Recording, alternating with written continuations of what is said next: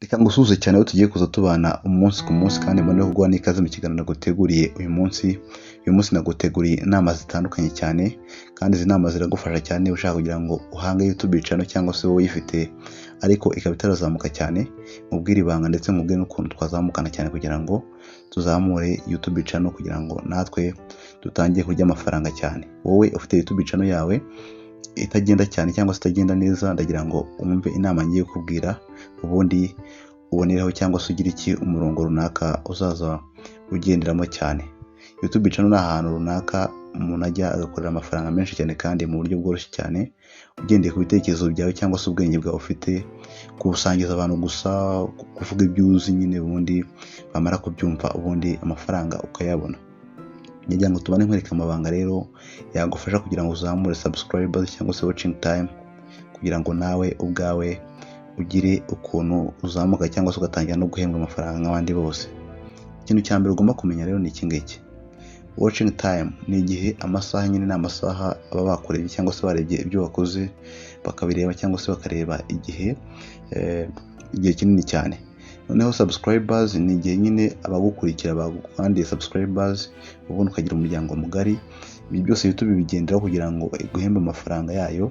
Mu by'ukuri ibigenderaho cyane, ariko ibi byose ntabwo bipfa kuza gutyo cyangwa se ngo bize umunsi umwe, ahubwo ni ibintu ukorera cyane kugira ngo kandi subscribers ni ukuba bakonvense, ukaba ikiganiro cyiza cyane kubaha kugira ngo ugire watching time 4,000 cyane cyane ko ariyo banasaba cyane kugira ngo utangire uhembwe, ni ukuba wakoze ikiganiro cyiza kandi kirekire kugira ngo kirebwe. Noneho kimara kurebwa ubundi abagukurikira nyine bakurebye cyane, YouTube kugira icyizere ikaguha amafaranga nawe ugatangira kurya. Ndaje ngubwire step rero n'ukuntu wabigenza kugira ngo utangire nawe winjire mu mubare w'aba partner program, ubundi utangire urya amafaranga nk'abandi bose. Ubundi ikintu cya mbere rero mu biganiro bisanzwe uzaza ukora kuri YouTube yawe, ugomba kwibanda ku bintu bigezweho cyane cyangwa se ukashaka content yawe, ariko iyo content yawe nabwo n'ubundi ukayikora neza cyane. Ikintu ukeneye bwa mbere ni ugushaka ijwi rihoraho kandi ijwi rijya gusa nyine nkaho rivuga ibintu bimwe kandi rigoroye kimwe, ukagendera mu ijwi ryawe abantu bakarimenyera. Ikindi kandi ugakora umwihariko wawe. Mu by'ukuri YouTube channel hari igihe utangira ibiganiro byawe wera nyine gushaka kugira ngo ugire views nyinshi cyane cyangwa se ugire subscribers nyinshi cyane, ugasanga utangiye gushyiraho n'ibintu YouTube idakunda, ugasanga usizeho urukozasoni, ufashe ibintu by'abandi bishyizeho. Ibyo ngibyo ntabwo ari byiza cyane. Biba byiza ufashe ibintu byawe bifite umwimerere wawe, ubundi ukabishyira kuri YouTube yawe channel, akaba ari byo ushyiraho cyane. Kandi ikindi, kugira ngo wuzuze subscribers 1,000 cyangwa se ugire watching time 4,000, ntabwo biza umunsi umwe gusa cyangwa se ngo bize iminsi 2, ahubwo ni ibintu ubwawe ushyiramo uruhare rwawe kugira ngo ubigire. Urugero, ibi ngibi ushobora kubyuzuza mu cyumweru kimwe gusa, ariko se byagenda gute kugira ngo byuzuze? N'irihe banga wakoresha? Ndaje nkwereka ukuntu wabigenza. Urugero, nk'ubu tuvugana mu kiganiro cyawe wapanze, tuvuge ugiye kwigisha umuntu ukuntu yakora telefone. Mbere na mbere urabanza ukamubwira icyo ugiye gukora, bwa kabiri ukamubwira inkuru, ariko ukagira n'inkuru ukuntu nyine usoza inkuru yawe. Icyo gihe ukamumenyesha kandi ko igihe yakunze ikiganiro gukora akanda subscribe. Ikindi kandi ikiganiro wakoze kugira ngo gikumve ku muntu nuko umubwiza ukuri kandi ugakora ibintu bigaragara kandi byigisha nyine umuntu, byafasha n'umuntu. Igihe uri kubikora ukamushishikariza kugira ngo akomeze akirebe cyangwa se ntagende adasoje ikiganiro cyawe. Kandi ikiganiro cyawe ikindi cyitonderwa, kigomba kuba ari kirekire, nibura ukaba ufite iminota nibura 4 cyangwa se 8, cyangwa se kuva ku 8 kugera ku 10 gutyo, kugira ngo ntanagikunda cyangwa se kikarebwa n'abantu benshi cyane, amasaha azamuke cyane. Iyo ukora ikiganiro ntabwo uzi ko kirarebwa mu by'ukuri, ariko ibaze nk'uko ikiganiro kigufiya kandi kikarebwa cyane, kugira ngo watching time zizamuke nuko ikiganiro cyawe kigomba kuba ari kirekire cyane kandi kikaba kiryoheye amatwi. Ikintu cyose ushaka kwigishaho ugomba kugikora mu buryo bwiza cyane kandi uburyo bunogeye amatwi n'amaso, ndetse ku buryo umuntu kukireba aryoherwa cyane kandi agakanda subscribe bitamusabye kugira ngo agire iki abanza abyishakamo cyangwa se abikora yiganyira, ahubwo biba byiza bikoze cyane kurusha kubikora yiganyira. Icyo ugomba gukora ni iki ngiki rero: topic yawe wateguye gukora, ugomba kumenya neza content ugiye gukora kandi ukaba content creator umwe ukora injyana imwe kandi udahindagura.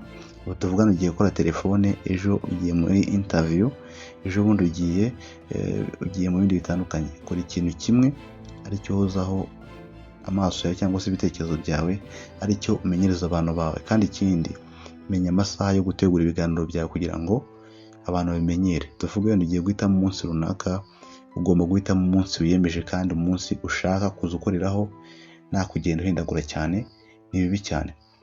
Ugomba kumenya niba content cyangwa title wanditse cyangwa se rya jambo, umutwe w'amagambo mu by'ukuri wanditse ukurura abantu cyane.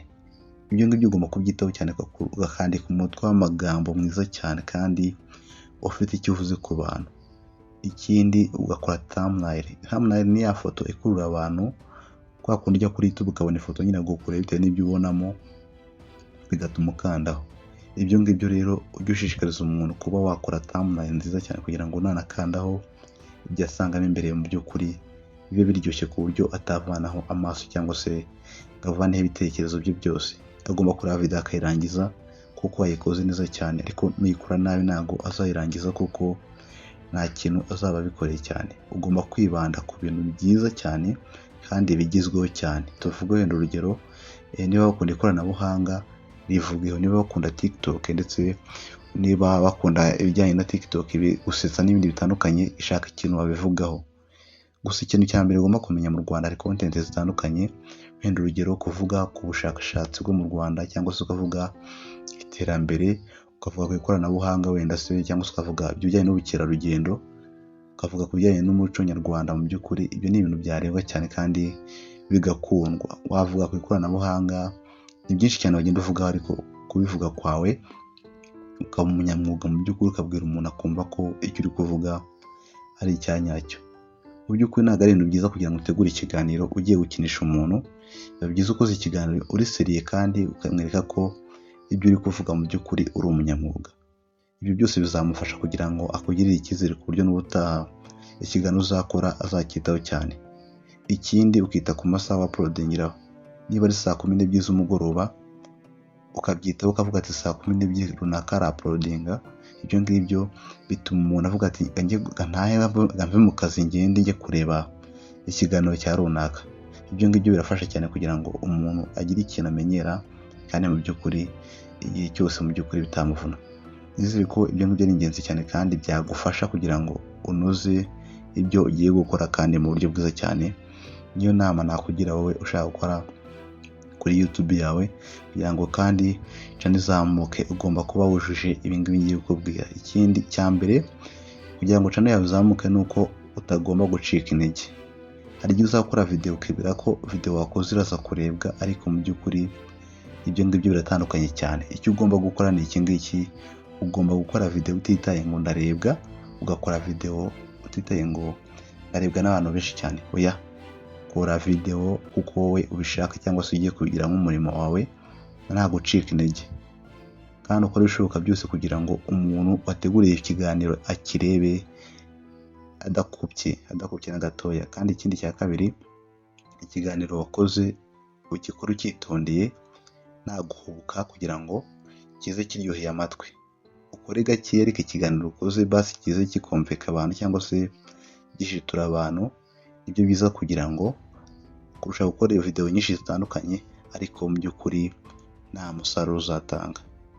Ntekereza ko iyo ngiyo rero ari inama nabahaga mwebwe mushaka gufungura YouTube channel cyangwa se mwebwe muzifite, kugira ngo zikomeze zizamuke cyane kandi amasaha azamuke cyane. Iki kiganiro rero nateguye ni icya mbere, na channel yanjye ni nshyashya cyane, ariko wowe niba ushaka kugira ngo ujye umenya inama nk'izi ngizi, wowe usaza udukurikira umunsi ku munsi ndetse utanga ibitekerezo byawe. Nkuko nabibwiraga mu kanya, nawe niba uzi ko mu by'ukuri ibyo nkubwiye byagufashije, wakanda subscribe, wakanda like kugira ngo tujye tubana umunsi ku munsi, kandi ibiganiro nateguye byose bijye bikugeraho ku gihe. Kandi inyunganizi n'ibibazo byose ushaka kumbaza, wambaza nta kibazo muri comment, tukabana umunsi ku munsi kandi nta kibazo na gito cyane. Reka tuzasubire ubutaha rero. Nishimiye kuba nabanye namwe neza kandi n'ubutaha bizagenda neza cyane. reka tuzasubire ubutaha. Ciao ciao.